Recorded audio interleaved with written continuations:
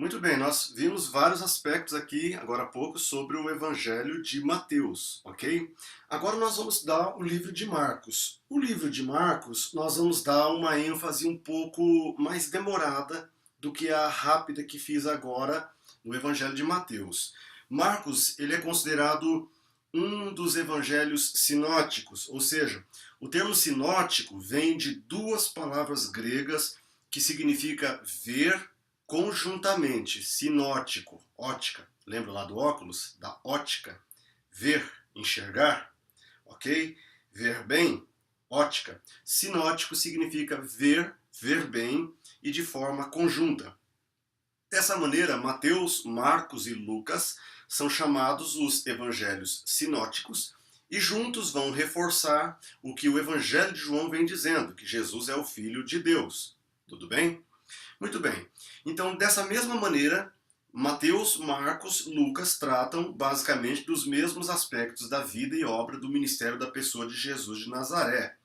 Mas de todos esses evangelhos sinóticos, Marcos ele é o evangelho mais rápido, ele é o evangelho mais curto. Pode observar, Mateus 28 capítulos, você pega Lucas, tem de monte também, você pega João, o evangelho de João é longo. Dos quatro evangelhos, Marcos é o mais curto. Dos evangelhos sinóticos, isto é, três, Mateus, Marcos e Lucas, Marcos é o mais curto.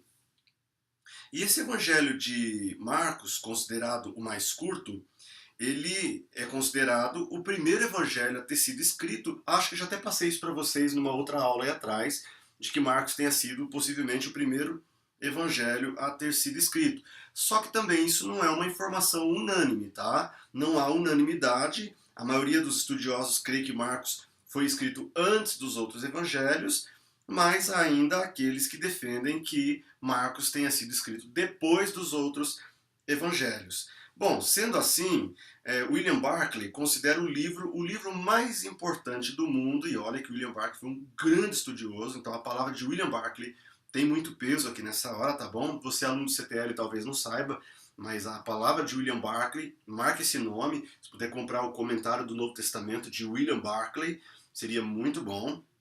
William Barclay considera o livro mais importante do mundo, visto que ele acabou servindo de fonte para os outros evangelhos. William Barclay, então, parte do pressuposto de que Marcos é o primeiro evangelho a ser escrito, e eles teria sido, então, a base para outros evangelistas serem escritos outros evangelhos. Glória a Deus pelos evangelhos que nós temos hoje em nossas mãos. E se Marcos foi o primeiro a escrever, então, de fato, o livro mais importante do mundo, que foi o livro que deu origem aos livros que vão falar sobre a biografia da pessoa de Jesus, tá bom? É nesse sentido que William Barclay está dizendo que é o livro mais importante do mundo. Aliás, dos 661 versículos de Marcos, Mateus reproduziu 606. Há apenas 55 versículos de Marcos que não estão lá no Evangelho de Mateus. Mas desses 55 que não estão no livro de Mateus, Lucas usou 31 deles, ou seja, Lucas então é praticamente a reprodução de quase tudo. O resultado é que somente 24 versículos do livro de Marcos não estão presentes em Mateus ou em Lucas. Isso parece provar de que Mateus e Lucas de fato têm usado o Evangelho de Marcos como fonte, como uma referência. Sobre o autor, eu quero me deter um pouco mais aqui nesse assunto, sobre o autor. Assim como falei de Mateus, coletor de impostos, e que eles eram pessoas execradas da sociedade, e acredito que na última aula agora sobre Mateus, eu tenha sido muito enfático, né, sobre o direito que até a mulher judia tinha de pedir o divórcio, de que o cobrador de impostos não podia entrar no templo, não podia entrar no ritual, não podia participar de nada, porque ele era alguém execrável, né? E é importante trazer isso de volta à tona aqui, porque há poucos dias atrás, numa pregação aí, eu vi um pregador famoso pregando que Mateus, né? Que Mateus era um homem de honra, que Mateus era um homem rico, que ele tinha um certo status, que ele tinha uma certa reputação, que ele tinha um prestígio por ser um homem rico, um cobrador de impostos. Então eu queria trazer aqui na aula de Marcos só essa pequena deixa. Não, não, não. Mateus não era um homem honrado, Mateus não era um homem benquisto na sociedade, Ele era publicano, gente, entende? Ele era publicano, portanto ele era execrado da sociedade. Ele era um traíra da sociedade. Bem diferente do que o pregador lá dizia na igreja dele. Por isso você precisa estudar o Novo Testamento, porque tem muita gente fazendo afirmações de que não são coerentes com a realidade histórica, cultural e exegética do próprio texto bíblico, tá bom? Então, voltando aqui, é importante falar sobre a pessoa do autor. Assim como eu falei de Mateus lá, eu quero fazer alguns apontamentos aqui sobre a pessoa de Marcos, do evangelista, tá? Bom, a identidade de Marcos, ela está descrita nas Escrituras. O nome completo de Marcos é João Marcos, sendo que João é o seu nome hebraico e Marcos era o seu nome romano. E temos várias informações importantes sobre o João Marcos nas Escrituras, tá bom? Então eu vou apontar para vocês aí, se vocês quiserem pôr num caderno, fiquem à vontade, tá bom? Eu vou apontar o seguinte, em primeiro lugar, Marcos era filho da irmã Maria, uma cristã que hospedava cristãos em sua casa. Ele era filho da irmã Maria e hospedava cristãos na sua casa. Por favor, Atos 12, vamos conferir esses textos? Atos capítulo de número 12, versículo de número 12 também.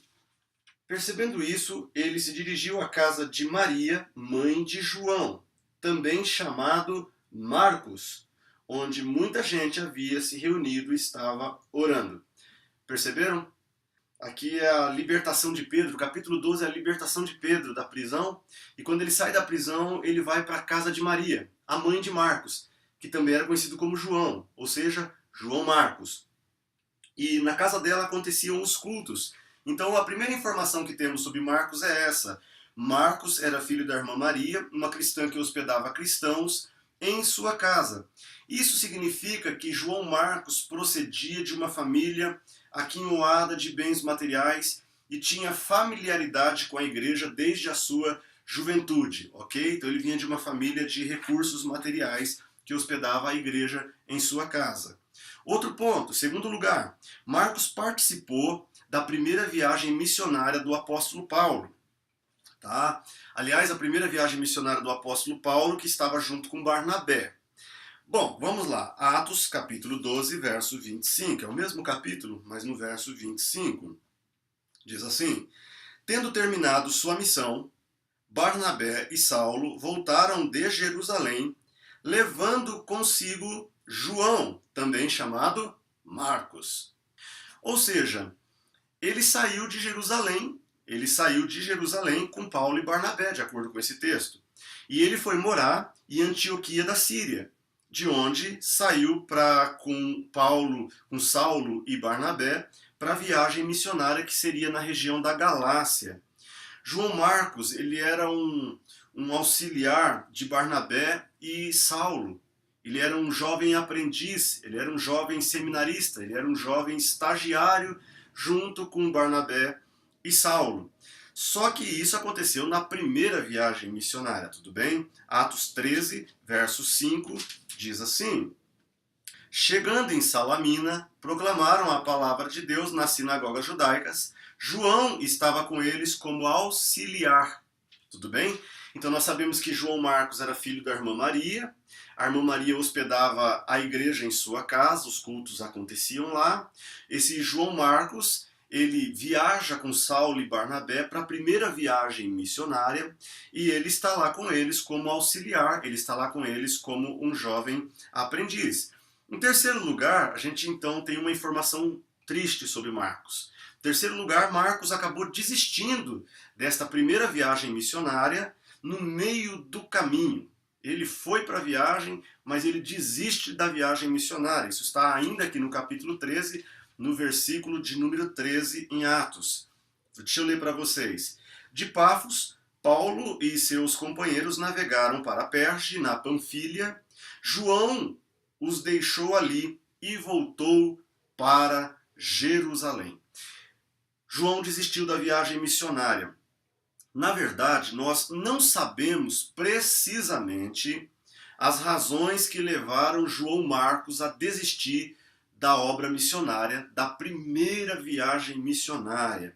Mas sabemos que o apóstolo Paulo não gostou a coisa não vai ficar boa lá na frente. Você já vai entender. Essa é a história de João Marcos, o escritor do Evangelho de Marcos. Talvez uma pergunta importante a se fazer aqui é o seguinte: quais seriam possivelmente as razões para João Marcos desistir da viagem missionária? Teria ele alguma razão? Não sabemos se a resposta que vamos dar agora é correta, mas são sugestões. O porquê João Marcos teria desistido da primeira viagem missionária? Eu vou fazer aqui 3 sugestões. A primeira delas é a seguinte: Paulo decidiu largar a região costeira e ir para o interior, onde os perigos eram imensos. Ou seja, uma mudança de rota, onde a viagem seria muito perigosa, e o jovem João Marcos, ele era bastante jovem na época, ele era um menino, um jovem auxiliar, ele então possivelmente poderia ter se assustado com essa mudança de rota e essa possibilidade de ir para uma região muito perigosa, tá? Lá na costa, na região costeira do mar. Ele podia de fato ter se assustado com isso. Segundo, uma possibilidade de que ele tenha desistido porque a liderança dessa viagem missionária, até então, da primeira viagem missionária, não era de Paulo, ou Saulo, né? Era de Barnabé. A primeira chamada foi de Barnabé. Barnabé era o líder, Barnabé estava mais tempo no caminho. Consegue entender? E Barnabé era parente de João Marcos. Era parente consanguíneo mesmo, de sangue.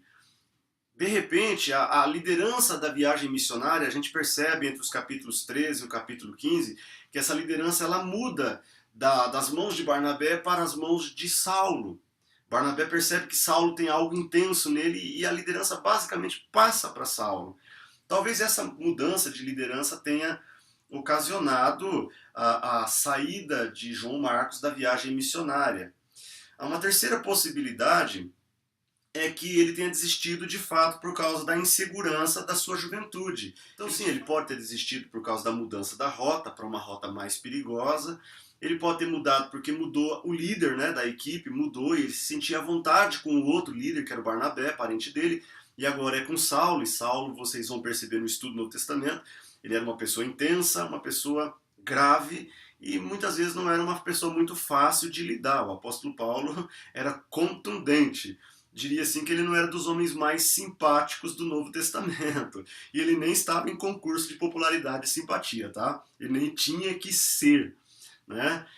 Educado sempre foi. Mas Paulo era uma pessoa tensa, uma pessoa mais grave, uma pessoa que, o dia que Pedro pisou na bola, ele dizia: eu resisti ele na cara.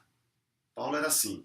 Tá? Então essa personalidade forte de Paulo pode ser que tenha assustado o menino, ou pode ser que o menino, apenas por ser menino mesmo, tenha percebido que ele não estava pronto para aquela viagem. Então a informação ele é filho da irmã Maria, eles têm recursos financeiros, ela hospeda a igreja na sua casa, ele participa da primeira viagem missionária. Terceiro ponto, ele desiste da viagem missionária, possivelmente por 3 motivos, por 3 razões aqui sugeridas, não quer dizer que foram essas razões, mas por essas sugestões eu posso pegar uma delas ou todas elas como possíveis verdades acerca da desistência dele. Em quarto lugar, Marcos acaba sendo rejeitado pelo apóstolo Paulo na segunda viagem missionária. Esse episódio da primeira viagem missionária acabou. Ao que tudo indica, o apóstolo Paulo não gostou, e a gente percebe que Paulo não gostou porque eles fizeram a primeira viagem missionária, aí no capítulo 13, 14. Quando for começar a segunda viagem missionária, que é no capítulo 15, o João Marcos de novo se propõe a ir com o Paulo, com Saulo. E Saulo não quer, o apóstolo Paulo não quis mais João Marcos. Vamos conferir isso na Bíblia? Atos capítulo 15, versículo 37 até o 40. Capítulo 15, 37 a 40. Diz assim: Barnabé queria levar João, também chamado Marcos. Está muito claro isso aqui. É a segunda viagem missionária agora. Barnabé queria levar João Marcos. Mas, verso 38, Paulo não achava prudente levá-lo, pois ele, abandonando-os na Panfilha, não permaneceu com eles no trabalho. Então veja que aqui João Marcos está para ir, O parente dele quer que ele vá, mas o apóstolo Paulo bate o pé e diz, não, eu não quero que ele vá porque ele já desistiu da primeira viagem, já largou a gente na mão na primeira viagem, e ele vai fazer de novo e eu não quero ele na viagem. E isso causou um desentendimento muito grave entre o apóstolo Paulo e Barnabé. E Barnabé era um homem filho da consolação, né? Já diz tudo, né? O homem foi ele que acreditou no ministério do apóstolo Paulo. Foi ele que foi lá investir na vida de Saulo de Tarso. Foi ele que levou Saulo de Tarso para a primeira viagem missionária. Barnabé era assim, gente. Barnabé dava crédito para as pessoas. Barnabé, ele perdoava falha das pessoas, falha de jovens, de seminaristas. Ele dava mais uma chance para a pessoa que havia errado, para a pessoa que havia desistido. Esse é Barnabé, o jeito dele. Ele é assim amoroso. Mas o Paulo era mais duro. O Paulo era mais grave. O Paulo pegou birra do menino. Aqui no 38, o Paulo diz, não é prudente, não vamos levar. Ele vai pular fora de novo do barco. E aí o verso 39 diz, o 39 e o 40, tiveram um desentendimento tão sério que se separaram, Barnabé levando consigo Marcos, navegou para Chipre, mas Paulo escolheu Silas e partiu encomendado pelos irmãos à graça do Senhor. Perceberam aqui o que está acontecendo? João Marcos, então, a gente está fazendo o caminho. Filho da irmã Maria, a casa dele hospeda a igreja do Senhor. Ele literalmente faz a primeira viagem missionária. O terceiro ponto nosso foi que ele desistiu da viagem missionária. O quarto ponto agora é que ele quis ir na próxima viagem missionária. O João Marcos quis ir.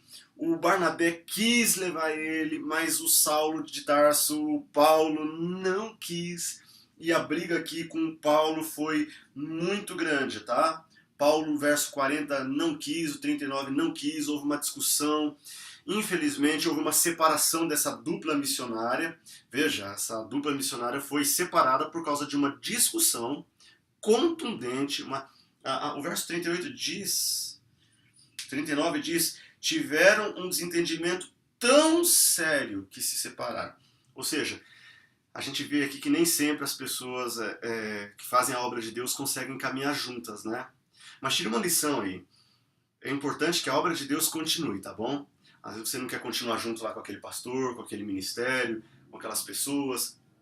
Meu irmão, faça a sua caminhada. O importante é que você sirva ao reino de Deus. O importante é que você trabalhe para o reino de Deus e trabalhe em paz. Vá fazer a sua caminhada, se for necessário trocar os parceiros ministeriais, troque.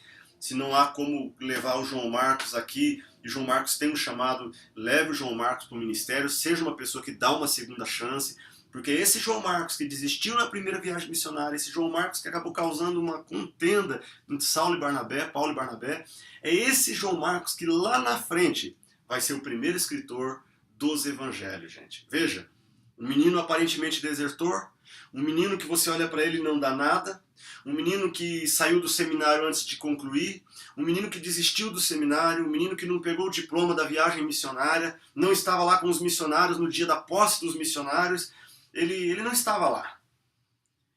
Diziam que ele era um desertor, diziam que ele não prestava para o ministério, mas é esse menino que vai ser no futuro um escritor. É esse menino que ninguém dava nada por ele, que vai ser o primeiro a escrever um evangelho e vai ser seguido pelo nosso coletor de impostos, Levi, Mateus, e pelo nosso médico, Lucas, é ele.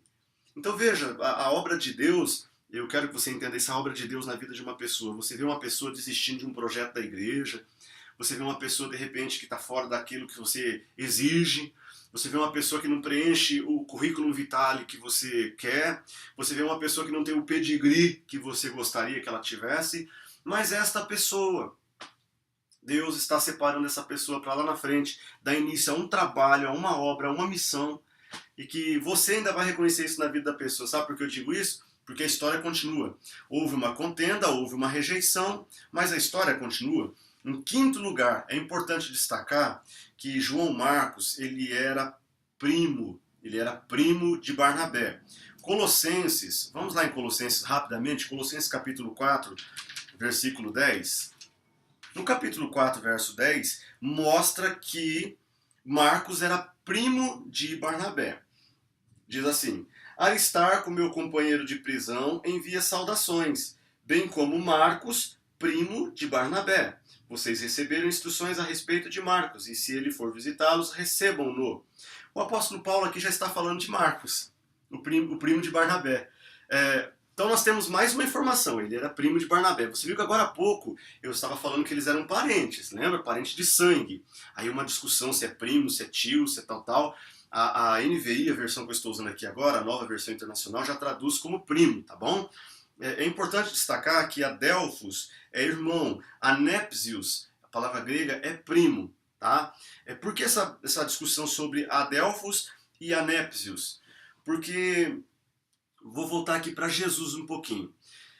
Naquele tema sobre Maria, a Virgem Maria, os católicos eles defendem que ela teve apenas Jesus como filho e que os outros irmãos de Jesus, a Igreja Católica defende que na verdade eles não eram irmãos de Jesus, que a Maria continuou virgem, a Virgem Maria, ok? Então o catolicismo defende isso, que aqueles irmãos de Jesus não eram irmãos resultantes de relação sexual de José e Maria. Aqueles irmãos de Jesus na verdade eram primos de Jesus, não irmãos, porque Maria era a Virgem Maria, e permaneceu virgem após o nascimento de Jesus. Eles dizem isso, dizem que a palavra grega, ela pressupõe não irmão consanguíneo, não irmão de sangue, que os irmãos de Jesus eram primos de Jesus, porque no grego irmãos e primo é a mesma coisa, não é a mesma coisa. Por isso que eu estou mostrando aqui agora Colossenses 4:10. Não é a mesma coisa não. Se você pegar no grego, irmão consanguíneo, irmão de sangue, tipo eu e meu irmão Elias, somos irmãos de sangue, somos dois irmãos, só tem nós dois, nossa irmãzinha bebezinha faleceu ainda no ventre da mamãe, que ela levou uma pedrada na barriga lá em Curitiba. Minha mãe perdeu o primeiro bebê, que seria minha irmã mais velha. Então minha mãe não teve mais menina, minha mãe teve dois rapazes, dois meninos, teve eu e meu irmão. Bom, Adelphos é a palavra traduzida em grego para irmão consanguíneo, irmão de sangue, ok? Já primo não é a palavra Adelphos, primo é a palavra anepsius do grego. Aqui no texto, quando fala de João Marcos, diz que ele era anepsius de Barnabé. Ele era primo de Barnabé. Aí fica então a pergunta, no caso lá de Jesus e irmãos dele, nos casos dos irmãos de Jesus está anepsius? Os irmãos de Jesus, então, como a Igreja Católica diz que não eram irmãos, eram primos, lá está anepsius, pastor Rubens? Não, gente. É só você pegar qualquer versão bíblica grega e lá no texto você vai encontrar que os irmãos de Jesus eram adelphos. Adelphos, irmãos mesmo, irmão de sangue mesmo. Se os irmãos de Jesus não fossem irmãos de Jesus e fossem primos, como sugere a Igreja Católica, se fossem primos, a palavra grega que estaria lá seria anepsius. Mas lá não está anepsius, lá está adelphos, ou seja, os irmãos de Jesus são irmãos de sangue mesmo, são filhos de José e Maria mesmo. Não tem Virgem Maria nessa história, tá bom? Ela não ficou virgem nem continuou virgem coisa nenhuma. Tá bom? E lá está Adelphos. Já aqui no nosso caso nós temos Anepsius. Então eles eram primos. Bom, então nós já temos algumas informações aí. Eles eram de família abastada, a mãe dele hospedava a igreja em casa, ele fez parte da primeira viagem missionária, ele desistiu da viagem missionária, talvez pela mudança de rota, talvez pela mudança da liderança, talvez porque fosse muito jovem, ele acaba sendo rejeitado na viagem missionária, ele é o primo de Barnabé, é importante destacar isso. Em sexto lugar, Marcos esteve preso com o apóstolo Paulo em Roma. Pasme, gente, os anos passaram e o jovem Marcos brotou, floresceu, se fortaleceu, confirmou o chamado de Deus na vida dele e ele vai estar preso com Paulo em Roma. No capítulo 4, verso 10 de Colossenses, esse texto de Colossenses é da prisão do apóstolo Paulo, e é nesse texto que ele diz: Aristarco, meu companheiro de prisão. Colossenses 4:10, estou de novo no mesmo texto. Meus companheiros de prisão, envia saudações, bem como Marcos, primo de Barnabé. Vocês receberam instruções a respeito de Marcos, e se ele for visitá-los, recebam-no. Ele está dizendo, meus companheiros de prisão. Tá? Ele cita o Aristarco e diz, bem como Barnabé, bem como Marcos, perdão. Aristarco, bem como Marcos. Ou seja, Aristarco e Marcos estão presos com o apóstolo Paulo em Roma. E Paulo está dizendo que um dia Marcos vai fazer uma visita para os irmãos de Colossenses, de Colossos. Consegue entender? Então aquele jovem, ele floresceu, ele se tornou até parceiro de prisão do apóstolo Paulo. Paulo pôde ver nele que ele amadureceu e que agora ele não foge por causa dos pernilongos lá da mudança de rota que ele foi, e os pernilongos podiam dar malária. Agora ele está aqui, ele pode morrer. E vamos para mais um ponto. Em sétimo lugar, Marcos tornou-se um cooperador do apóstolo Paulo. Filemão, verso 24. Assim como também Marcos, Aristarco, Demas e Lucas, meus cooperadores. Bom, de acordo com esse texto aqui, a carta de Filemão foi escrita no período entre a primeira e a segunda prisão do apóstolo Paulo em Roma, e Paulo destaca que nesse tempo o Marcos, Lucas e Aristarco, outros, eram seus cooperadores. Em oitavo lugar, Marcos foi chamado pelo apóstolo Paulo para ser um seu assistente, para assisti-lo, ajudá-lo durante a fase final da sua vida. 2 Timóteo 4, no versículo 11, tem esta afirmação, tá bom? Vamos ver lá, 2 Timóteo 4,11 diz assim: só Lucas está comigo, traga Marcos com você, porque ele me é útil para o ministério. É a redenção. Traga-me Marcos, porque ele me é útil para o ministério. Lembra que ele brigou com Barnabé, teve uma contenda fortíssima, porque ele não queria saber de João Marcos? Agora, aqui no final da vida do apóstolo Paulo, lembrando que Timóteo é o último texto que ele escreve, capítulo 4, que eu acabei de ler agora, são as últimas palavrinhas de Paulo antes da sua morte. Ele escreve o capítulo 4 e em seguida ele morre, não escreve mais nada. Tá? E aqui na parte finalzinha ele está dizendo: me traga João Marcos, que me é muito útil no ministério, ou seja, é a redenção de João Marcos, né? João Marcos, ele estava em Éfeso quando Paulo foi preso pela segunda vez. Agora Paulo, ele está num calabouço romano aguardando o seu martírio, e ele reconhece que o jovem Marcos que ele havia dispensado lá no passado lhe era útil e deseja tê-lo como seu cooperador no momento final de sua vida. Isso nos prova a mudança de conduta do apóstolo Paulo, bem como a mudança do conceito que ele tinha sobre Marcos. Marcos vai ser o seu consolo. Marcos vai estar com ele nos momentos que antecedem a morte dele. Ele pede para trazer João Marcos. Eu acho isso maravilhoso, gente. O jovem rejeitado vai ser o parceiro dele nos momentos da sua morte. Tá bom? Então pense muito nessa história de Marcos. É muito linda essa história de Marcos.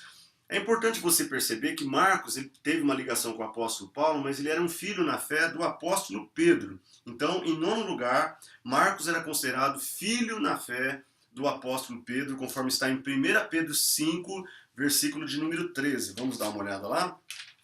1 Pedro 3, 1 Pedro 5, 1 Pedro 5, versículo de número 13.